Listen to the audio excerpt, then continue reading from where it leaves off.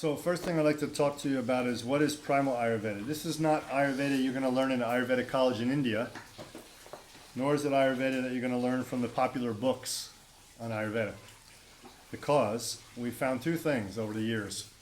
There is an older version of Ayurveda available, and there is a tantra-sized version of Ayurveda that's available. And actually, not tantra-sized, it might be the original, is what we're discovering from scholars. And there's references in texts that I've been finding to this. What we're having in the Ayurveda of the universities today in India is a modernized, watered-down version that's trying to get more and more allopathic in its models. So it's basically pretty ineffective. It's a little bit of herbology in the end. And it's very disappointing to see.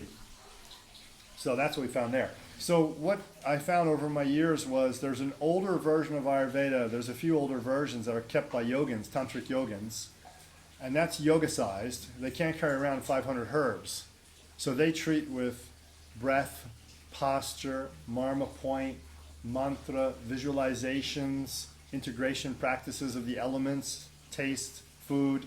They treat like this. I've looked into a few scholars who've been very unbiased looking at the history of Ayurveda and have found that there's a very strong tantric folk medicine root to the original Ayurveda. And they call it tantric Ayurveda. So it's not just me when I put these things up on the website, quotes from scholars. I don't slip in the word tantric. They call it tantric Ayurveda. And you see it's an older form. Older here means more in touch with nature. And I use the word primal Ayurveda now because most Westerners know about primal diet, primal way of life. You know what I'm talking about? You're a hunter-gatherer kind of idea. There was more of that in the original Ayurveda.